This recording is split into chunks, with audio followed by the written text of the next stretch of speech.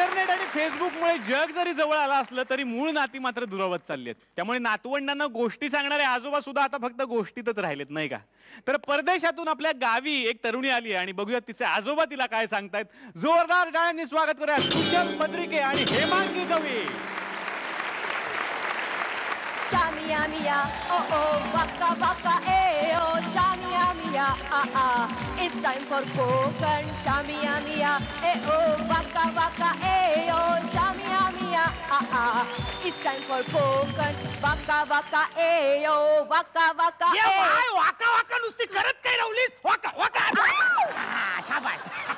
Grandpa, waka waka is Western song. Please. या बघ, मराठी माणूस एक वेळ माळात पण वाकणार नाही. वाका वाका काय? चिमे चिमे? What's चिमे? I'm grown up now. मी आता लहान नाही, मोठी झालीये. गो बाय, तू केवढा पण मोठा झालास ना तरी माझ्यासाठी तो चिमुरडीच राहणार. ओ माझे स्वीट ग्रँडपा. बरोबर. कशी असस? प्रवास कसं झालो? बऱ्याच वर्षांत तू गावा केलंस. कसं वाटलं Konkan? Konkan? Konkan is the best. पण प्रवास वॉज सो बोरिंग. मला इतकी भूक लागली होती पण खायला प्यायला एकही जॉईंट नव्हतं. घे मग वडखळ नाक्यात थांबूचा. तिकडे मिळतो बर्गर. बर्गर? मग काजूगर माहित हा. ह्या बर्गर काय हा? ग्रँडपा तुम्हाला बर्गर नाही माहिती? मी तुम्हाला एक्सप्लेन करते. असे 2 पाव असतात, त्याच्यामध्ये कटलेट असतात, आजूबाजूला अशा भाज्या असतात. That's what burger is. Go vada pav तो. कोकणात येऊन वडोपाव कसलो खातोय? अगो कोकणात येऊन कसं वडे सागुती खाऊची, नाहीतर आंबोळ्या खाऊच्या, शिंपल्याचा कालवण खाऊचा. ओके ओके ओके, पण एवढा मोठा मुंबई गोवा हायवे आणि एकही खाण्यापिण्याचं बर्गरचं शॉप नसावं? मी गॉड, हाऊ स्ट्रेंज. आता कोकणाचा कॅलिफोर्निया झाला ना की मग तापण होत आलं. रवळनाथा, तूच बघ रे बाबा काय तर. हॅलो ग्रँडपा, तुम्ही मला इथे कशाला बोलवलं गावी?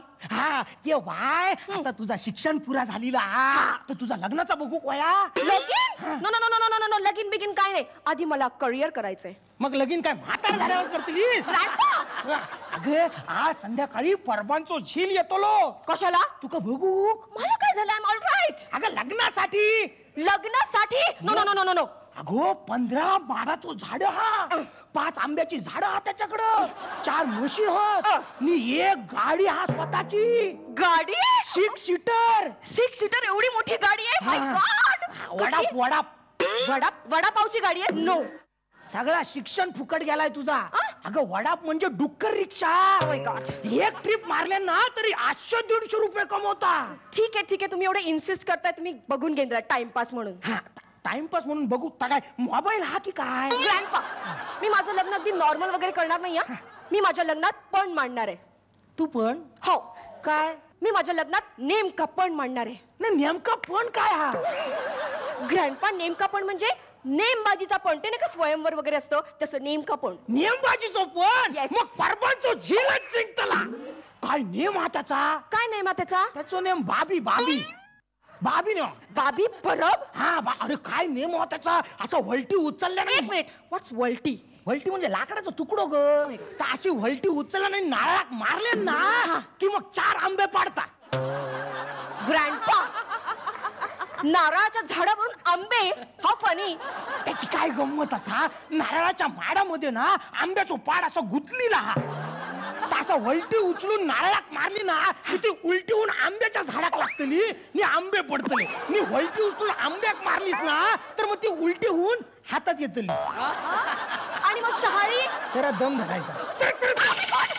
मग शाळा पडला. आणि एवढं सगळं करून शाळा पडलेच नाही. मग कुणीतरी आपली शाळा केली समजायची. रात्री कुणीतरी शाळेत चोरल्यान समजायची. काही पण प्लीज ग्रँडपा. आणि काय गे तू का मी का अमिताभ बच्चनच्या पिक्चर मधलं तो आजारी पापा वाटतय काय? सारखे आपले मला ग्रँडपा म्हणतो. गॉड, ग्रँडपा म्हणजे बाबांचे बाबा इज ग्रँडपा. अगं मग आजोबा बोल. आजोबा? गॉड, ही सुद्धा एक अमिताभ बच्चनची फिल्म आहे, आजोबा. अगं आजोबा नाही, आजोबा.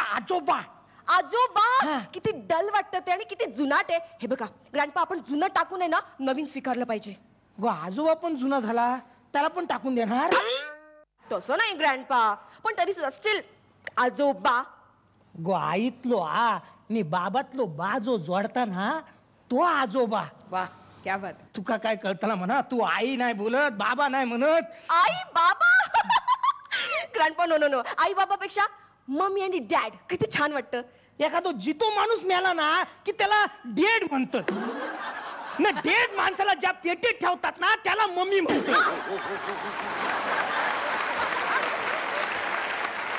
हे बघा ग्रँडपा, आता काळ खूप बदललाय आणि आपण काळाप्रमाणे बदललं पाहिजे. See what's your style. जरा फॅशनेबल राहो. फॅशनेबल? Yes. आम्ही फॅशनेबलच आहोत. ही हाफ चड्डी तुम्ही आता घालायला लागली. ग्रँडपा, आमच्या 3 पिढ्या खपल्या हाफ चड्डी. अहो फॅशनेबल म्हणजे पिक्चर मधल्या हिरोईन सारखं. पिक्चर मधल्या हिरो सारखं म्हणजे उघड. माझ्या बापाची कमी कमरेच्या वर काय घातलेलं नाही. हे तुमचे हिरो बिरो आहेत ना ते सगळे आमची स्टाईली चोरतात मी पिक्चर मध्ये दाखवतो. काय चोरलं? काय चोरलं? ते आता गाणं चोरलं. ते काय ढिंकाची का ढिंकाची का ढिंकाची का ते गाणं चोरलेलं आहे. ते ओरिजिनल सॉन्ग आहे, लेटेस्ट सॉन्ग आहे ते. हे बघ, ते आमचं पारंपरिक गीत आहे. बाहेर लोक नाचतात त्याच्यावर. बघायचा. वाजवा रे. झिंग पकड झिंग पिकड झिंग पकड झिंग पकड हे हे हे हे हे हे हे. अरे झिंग पकड झिंग पकड झिंग पकड झिंग पकड हे हे हे हे हे. ओ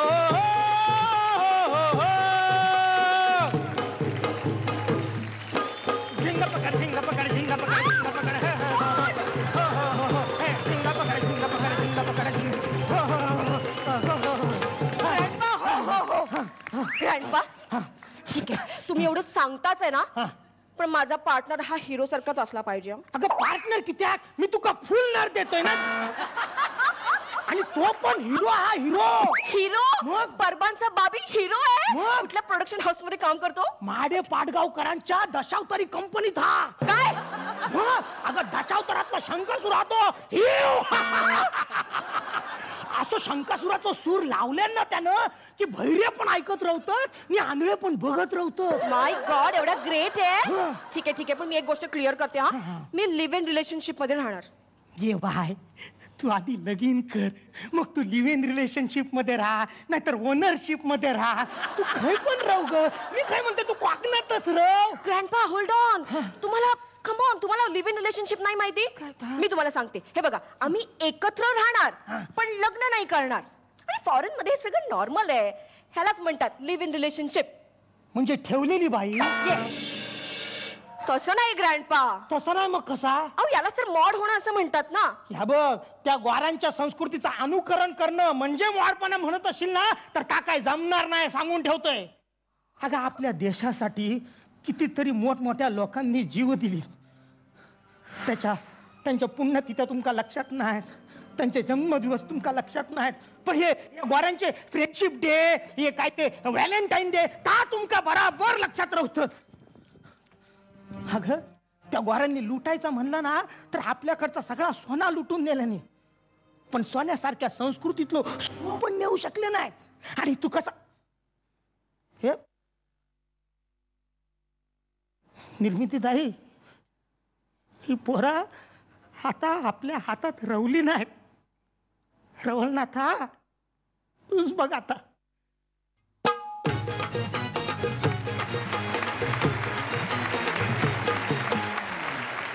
जोरदार टाळ्या या जोडीसाठी. आतापर्यंत हसून हसून डोळ्यात पाणी आलं होतं, पण हा परफॉर्मन्स बघून ताईंच्या डोळ्यात खरंच पाणी आलेलं आहे.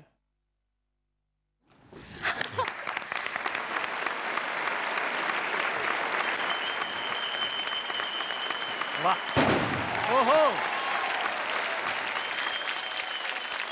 ताई, ऍक्ट सुरू असताना पण तुमच्या डोळ्यात पाणी आलं होतं, म्हणजे एवढा इमोशनल तुम्ही झाला होता. थोडस कोकण बद्दलचं एक ते इमोशन आहे, त्यामुळे पण झालं. आणि यार आपली मुलं नको अशी होऊ दे असं वाटलं खरंच. कारण ही आत्ता जी काही बदलती संस्कृती आहे त्या याच्यात मला वाटतं ती आमची जबाबदारी आहे की आम्ही आमच्या मुलांवर काय संस्कार केले पाहिजेत. आणि मुलांची ही जबाबदारी आहे की आपली पाळं मुळं काय आहेत ती ओळखून त्यांनी वागायला हवं. कुशल, खूप गोड काम केलंस, खूप. आज तुझं सबड्यूड होतास ना, म्हणजे एरवी खूप एनर्जेटिक परफॉर्मन्सेस असतात तुझे, आणि आज तू खूप लो टोन मध्ये खूप छान केलंस काम.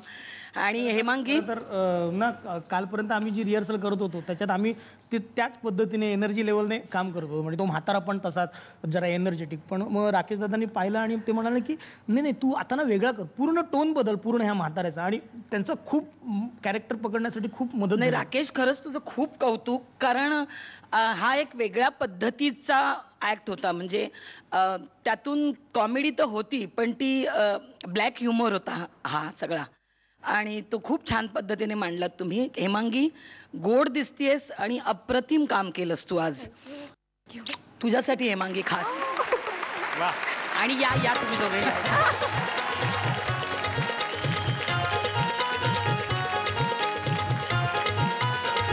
जो आजोबाचा जो दुआ सांगितलंस ना तो खरंच मला वाटतं की आज दुआ आधीच्या पिढीचा आणि या पिढीचा असा जोडला गेला पाहिजे.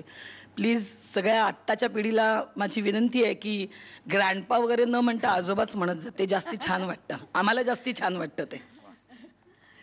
रेणुकाताई. खरंच मस्त मस्त ऍक्ट होता. आणि फुबाईफू सारख्या मंचावर जो लास्टचा तुम्ही इमोशनल भाग आणलात खूपच टचिंग होता, काही वादच नाही. अप्रतिम. कीप इट अप यार. बघूयात आता गुण किती मिळत आहेत. रेणुकाताई. अरे काही वादच नाहीये. 10 पैकी 10. निर्मितीताई. 10 पैकी 10. प्रेक्षक परीक्षक किती गुण? 10 पैकी 10. मागच्या वेळीचे 28, आत्ताचे 30 पैकी 30 म्हणजे 58 गुण. जोरदार टाळ्या. आणि ब्लास्ट मिळालाय, चॉकलेट मिळाले, त्यामुळे आता बसायचंय सिंहासनावर. जोरदार टाळ्या.